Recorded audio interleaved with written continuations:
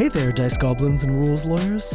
In this week's Flashlight, we're at the OrcaCon gaming convention in Seattle to hear about the attendees' tabletop games. Let's roll initiative.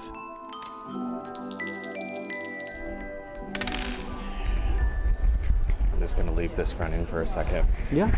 Get some of that sweet, sweet room noise. The hustle and bustle of a tabletop RPG convention.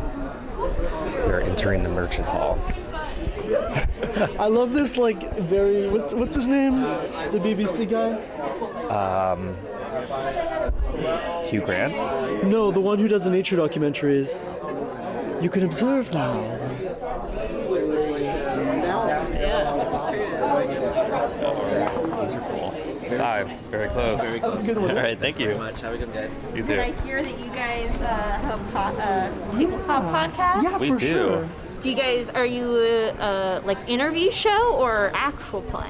Interview show. Okay, cool. Well, Rainbow Roll Network is a network of LGBTQ plus actual play shows. Very so cool. people playing role-playing games, telling stories, and we have a festival in June, the Rainbow Roll Fest, where we're celebrating all of these queer-led actual plays. It's the only, as far as I know, only juried actual play only festival. So it's kind of masters in the actual play space giving awards to all these shows that are using role-playing games and doing cool and innovative things with them. That's incredible. In June in Seattle? June, it on Twitch online. So I am locally based to Seattle, so I'm at this con, but it is a international festival. Anyone can submit.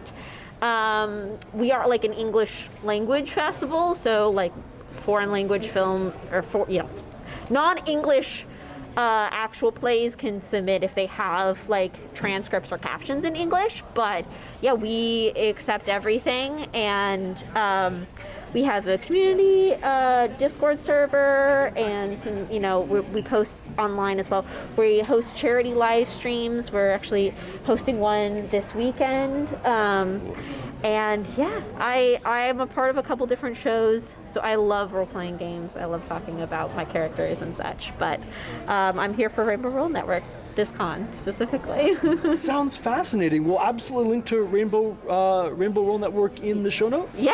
And hopefully we can see what's happening on Twitch when the con happens in June. Okay.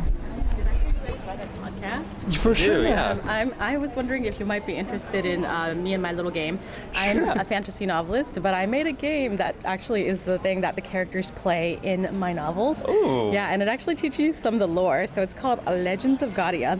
And there are 12, as you can see, it kind of looks like a fantasy tarot cards, but they are actually playable like a poker card game, because this is what people play in taverns and stuff at night. And one of my main characters is obsessed with it. She's always pulling out the deck and shuffling it. So at first it was a reader bonus where I was like, oh, wouldn't it be fun if readers could play the same game that she always plays? And then it ended up being a really fun game. So my friends and I have been testing this for over a decade with my little junky hand-drawn version. And then I found this artist on Instagram last year, and I was like, that's the art. That is exactly what I've awesome. always imagined. Yeah. And so I just emailed her. I was like, do you do commercial commissions? And she was like, I have a spot right now. I'm like, oh, okay. I guess that's for me, you know? And so I kind of jumped the gun. The books are coming out next year, but the game is kickstarting next week. So yeah, kind of intense. It's been a crash course learning about the board game world, but it's been really fun. I can imagine, because you were previously writing and then took the Precisely. jump to also make the card game. Yeah, I hope people enjoy it, because at least for me, it kind of scratches the cerebral itch. It kind of plays, it's a shedding game, so it kind of plays like 21 or Hearts, if you've ever played those. Okay. Except the one thing I didn't like about those games is that if you don't have a high hand type, like a full house, you're kind of out after a while. You just have to pass. So I built in a mechanic where certain team-ups, or certain moves are called team-ups, where they're grouped by story. For example, here we go. The archer and the lord, who's in here somewhere, he's a pirate. The two of them form a team up called Soldiers of Fortune, where basically Well, actually, that one doesn't demonstrate my weakness. But what I was saying was, certain team ups, when you put them together, they have a logical weakness. So in the case of this really evil one called Song of Resurrection, card 5, the Herald, card 11, the Wizard, you get them together, they're casting necromancy, like raising the dead, right? So they're defeated by the Paladin, who is the embodiment of holiness and goodness. So a single Paladin card, which is a 12, defeats that whole powerful hand. So you're back to singles, and it's kind of a fun mechanic, yeah. So there's a lot of interaction between the cards. There are several team ups, and they tell stories. Like card 9 and 10, the Swordmaster and the Knight, they are brothers in arms, and they defeat wizards all day long. It's like the jocks bullying the nerds, but the wizards rank higher in this world. Like the nobles are all wizards in my fantasy series, because honestly, no matter how good a swordsman you are, if I can blast you with a fireball from across the room, you dead. Oh, absolutely. So of course, like everyone who has power, they hoard magic. So the nobility is, magical and everyone's not. So it's kind of like a chance to get even. So that's why Brothers in Arms only beats up wizards and paladins. So it's kind of fun. Fascinating. We can definitely link to Legends of Gadia in the show notes. What's the best way to get in touch with you? Oh, well, I'm on Instagram at Gadia_official. Okay. But the Kickstarter page is also up as well, which I'll give you this postcard. The readers can't see, but that leads right to the Kickstarter page. But if you go, if you go to Kickstarter and search for Legends of Gadia, which is spelled Gadia, you can it'll pop up. Sounds good. We'll also just put a link right in the show notes so that people can find it that way. Thank you. For sure. Thank you so much for telling us about your game. Oh, what is your podcast? It's called Campaign Spotlight. Oh, Campaign Spotlight. It's perfect, because I'm a campaign. I'm a Kickstarter. Oh, you're amazing. I'm Suman, by the way. I'm going to give you my card as well. Thank you so much. Yeah, and you I look are? forward to seeing the books when they come out as well. Oh, thank you. Yeah, and you are Jake and Riley. Yes. Oh, nice to meet you. Likewise. I'm sorry for just ambushing you, but I was just This is why we're here, right? yeah, to meet people. That's I was hoping to meet reviewers. Do you guys know of any around here? No, reviewers. We mostly just ask people about their experiences putting together cool projects. Oh, really? And so it's there's not a lot of reviewing. It's more just like someone's built something and we want to understand this campaign they're running or this game they published or something. It's like I was meant for this podcast, and I came up and started telling you exactly that. Sincerely, thank you so much. We'll just say I totally planned it. But thank you guys very much. Yeah. And I'm gonna, since there's two of you, I'm gonna give you another sticker. I also have the Archer here. She's hiding. There we go. Thank you so much. Thank you guys. So good to meet you. Good afternoon. I'll look up your podcast. I will track down your question.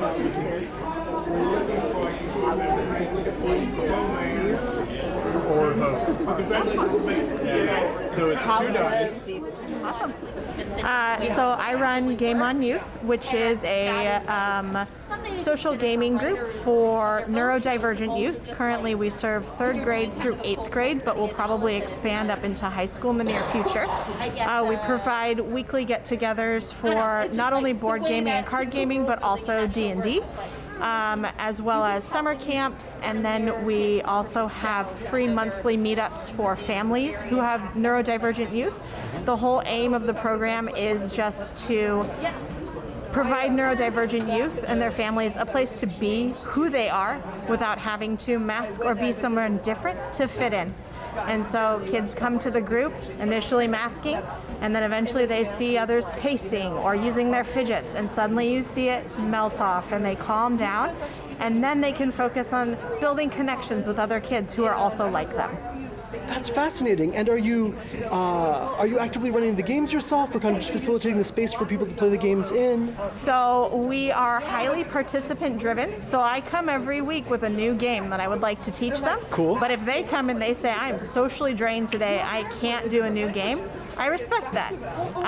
But generally, they'll all learn a new game, and then we have the latter part of group time is what's called player's choice. So they all work together to figure out, hey, does anybody want to play Exploding Kittens or something?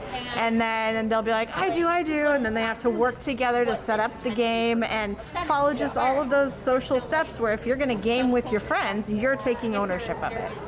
That sounds incredible. Thank you so much for sharing. We'll link to Game on Youth in the show notes for sure. Awesome. Thank you. Thank you so much. Hello. How's it going? Great. Are you okay with us asking about? Yeah, absolutely. Yeah, we've been like watching you. He was like, look, I don't want you to panic, but there's someone with a microphone. I can tell you. Like, I'm like mid burrito, but I'm like, we're not gonna like ambush you.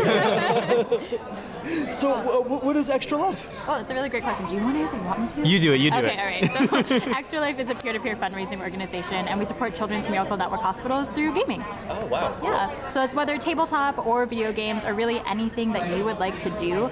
We support over 170 different Children's Miracle Network hospitals across the U.S., Canada, and U.S. territories. And it's really fun. We do tons of different events, whether it is in-person volunteering, like going to conventions like this and helping people register and support their favorite hospital, or even in Seattle, we do an event every year where we play with our patients, our patient families, our community members, and we fundraise. Everything we fundraise goes directly to our hospitals. That sounds fascinating. We'll definitely link to you in the show notes. Heck yeah, yes please. Yeah. So, Thank you so much. Also, if you are like a streamer or you're interested in streaming or volunteering, we're always looking for volunteers. In person, we're looking for people that want to play with our patient and patient families and do our community events. Or if you have a game you want to showcase yourself, you can always bring it through. And streamers, we're always looking for people that want to fundraise or just really do anything you want. Thank you so much. Yeah, we'll link you in the show notes. Neither one of us is a streamer. This seems very cool to volunteer for. I was not either, and you weren't either. You literally No, but just now we kinda stream like, together regularly. It's so funny, yeah. Raising money. Yeah. It's a lot of fun together. Incredible. Yeah, It's a really we great do, way to like- raise money and for a really great cause. So it's it's a win-win all around. It definitely sounds like it. Thank you so much. Yeah, of course. You've been like killing it. You did 2 24-hour live streams? 25-hour life. 25 Like hour live. non-stop for 25 hours? Yeah. We had to like. What were you doing for that whole time? playing lots of different games. Like video games? Yeah. Okay. I think we played like Pico Park, Octodad, Mario Party. I don't know. It felt All sorts of really stuff. fast this Yeah. year. Yeah. That makes sense. I feel like playing like Dungeons and Dragons for 25 hours, you'd feel like collapsing. They do? They do. Like, you can even do it online now, right? So, like, Sure. people will just be, like, streaming it. And the really fun thing is people that donate, right? They can even make you, like, re-roll the dice. Yeah, that's fun. Yeah. So it's like, oh, I donated $5, you gotta re-roll. That's a Or, lot like, of fun. That's the fun thing about streaming is the donation incentives can really get crazy and out of hand, which is a lot of fun. He had to eat so many jelly beans. They were painful. You had to eat jelly beans? Well, there's these things called Bean Boozled, right? And it's like they have two different variations. One that are jelly beans where they either taste good or bad, and they are going to come in all sorts of different flavors. So you can this is either like marshmallow or it's like toilet water, right? And then there's ones that are spicy levels. So then they say, I'm donating this amount for you to eat this amount of spicy beans, and it's like that was really hard for me. I mean, it's for a good cause. It's for a but really at good what cause. cost? And we hit your goal this year too. Yeah. Congratulations. Thank you both so much. That's for sure. So what is the Brush Wielders Union? The Brush Wielders Union is an organization of miniatures painters and hobbyists of all skill levels. Kind of wherever you are in your hobby journey, we're there to help you with some community and some tools to get you there. So we've been around since 2018. My name's Simon. I've been working in the miniatures industry since 2008. Wow. When you join, you get a membership kit that includes a membership booklet. It kind of helps you keep guided throughout the year. You get a new one every January when you're a member. Every month you get a letter from me physically in the mail, along with a stamp that you can use to track your monthly progress in the book. A great place to keep recipes and so forth. We have a Discord for members only. I have a background in community management, so it's a pretty safe and inclusive, cool place to be. I've got members who painted their first miniature this Christmas. I've got members who've been winning Golden Demon Awards for 30 years. Wow. So wherever you're at in your hobby journey, we've got somebody's there to help you. I like to paint armies. I'm not really a competitive painter, but we have competitive painters, and our Discord's a great place to get advice, criticism, critique, or just show off what you're working on and get some kudos for it. That sounds fascinating. Yeah. I'm not going to lie, I didn't even know that competitive painting was a thing. Oh, yeah. But of course that's a thing now that you say it, yeah. We do a hobby pledge every year where you message me with your goal for the year, and that could be I want to paint my Space Marine army. I want to learn a new technique like airbrushing, or I just want a hobby for 20 minutes a night, 3 nights a week. Whatever it is, you tell me, and at the end of the year, if you made it, you get that year's unique enamel pin as a reward with your membership kit in January. Very cool. I do a podcast every month. I talk to notable hobbyists and industry leaders, people who work in miniatures gaming, work as miniatures painters, are just cool hobbyists I think are doing cool stuff. I talked to Washington State Secretary of State Steve Hobbs back in October because he's a D&D player. So he's actually here. He helps out at OrcaCon. Cool. And in fact, that's actually him in that jacket right there. We do that. We got some great discounts for members. The Discord's a really cool place, great resource. We just do a lot of stuff. So whatever kind of miniatures painter you are, we're here to help you. Sounds so cool. What's the name of your podcast? Brush Builders Union. Okay, You can find us on Makes most sense. major things. And brushbuildersunion.com. You can get links to all that stuff there as well. We'll absolutely link to you in the show notes for this episode. Thank you Great. so much. Yeah, absolutely. Okay. Hey, how's it going? My name's Carney. I'm the board game library manager at Terminal City Tabletop Convention.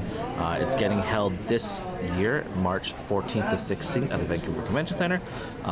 Tickets on sale. Come check us out. It's a great time. Board games, RPGs, vendors, the whole gambit.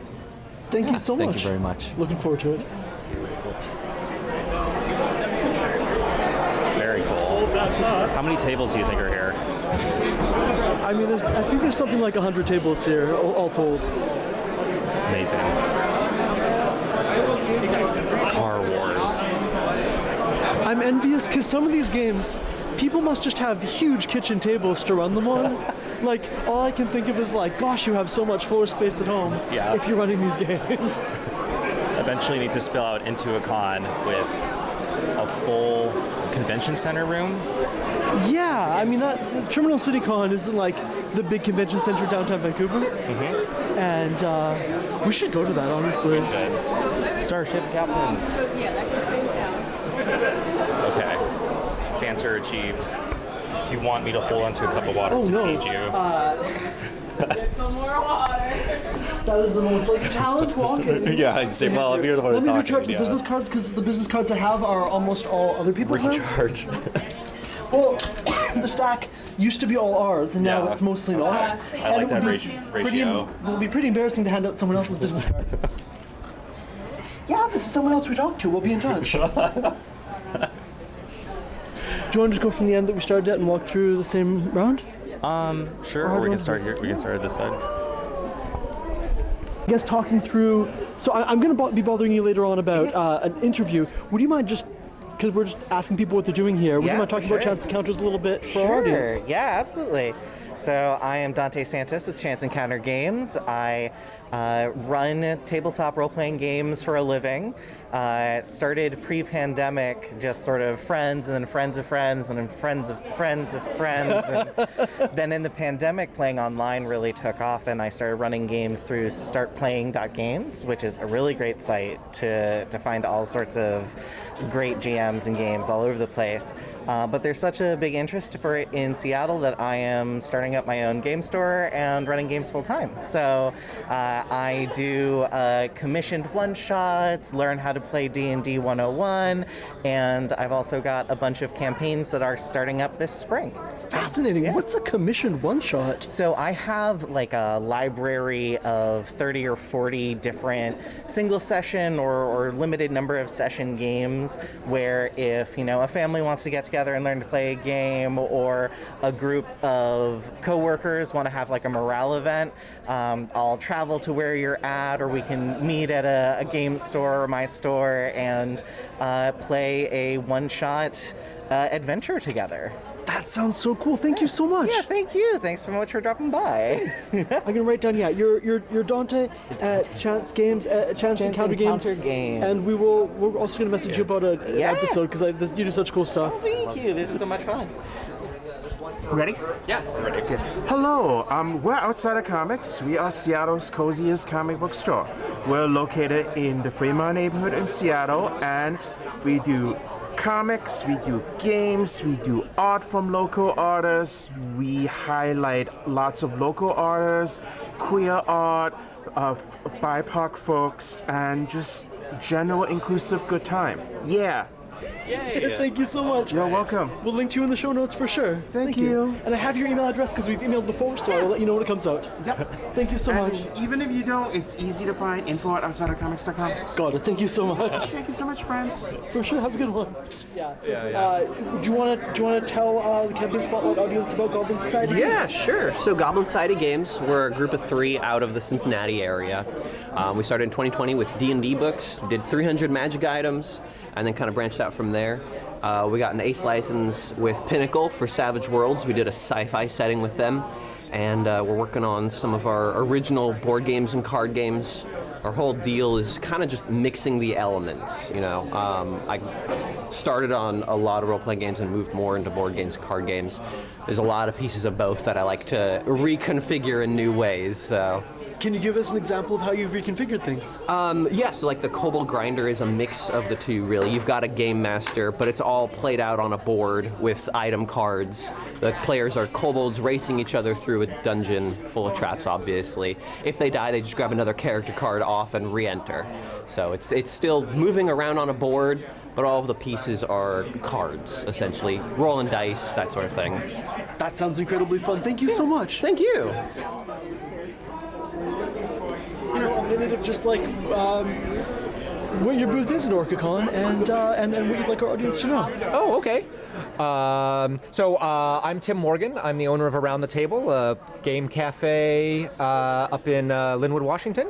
Where next month is going to be our 12-year anniversary. Congratulations. Yeah, thank you. And we're here at OrcaCon both to sell games, because, we like to see people walk away with games. Sure. But also we really just want people to know that we're here, right? And that we're up in Linwood, and we'd love for them to come up and visit us sometime. Thank you so much. We'll have some link to you in the show notes. Yeah, thanks. Have a great day. Yeah, you too. Hey there, it's Chris Pramis from Green Renine Publishing. We are a role-playing game company. We've been in business for 25 years now. I know. And some of our games include Mutants and Masterminds, Fantasy Age, Modern Age, Blue Rose, Cthulhu Awakens, and coming up soon, we're doing a 5th season RPG based on N.K. Jemison's Broken Earth series. What? Yeah, true story. I had no idea. I'm legitimately so excited for that. Yeah, the PDF will be out pretty soon, and then it'll go to print after that. So, incredible. Yeah. Thank you so much. You're welcome. Sorry, I genuinely didn't know that was coming out. I love. It's a huge downer of a series, yes. but I love it so much. Yeah, so, thank you.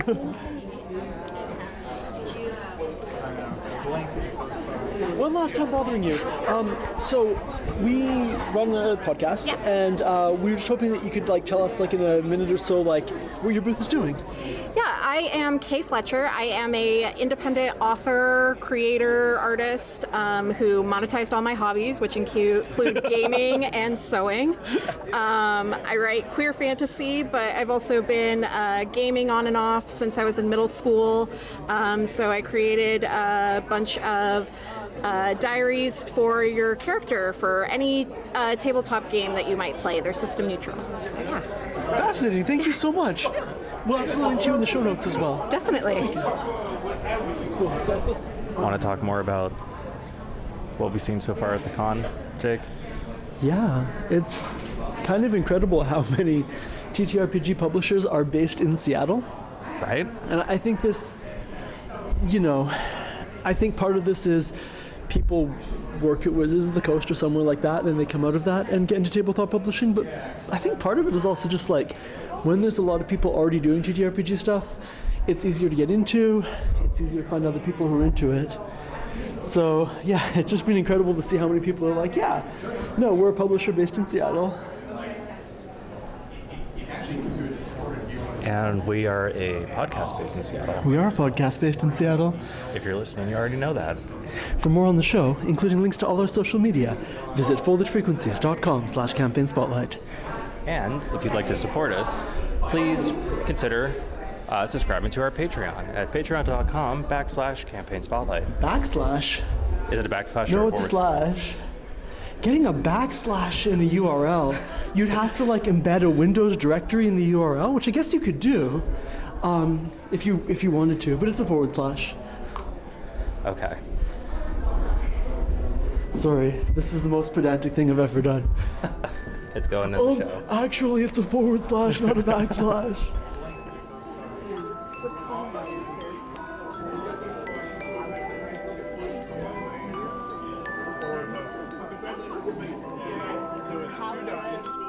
That's all for this week. I'm Production Master Riley. And I'm Dungeon Inspector Jake. If you enjoy the show, consider subscribing and leaving a review, which helps other people find Campaign Spotlight. If you'd like to support our work, consider going to patreon.com/campaign-spotlight and becoming a patron. And if you're playing online and you roll a nat 20, tilt the webcam down to show everyone the die. For more on the show, including links to all our social media, visit foldedfrequencies.com/campaign-spotlight.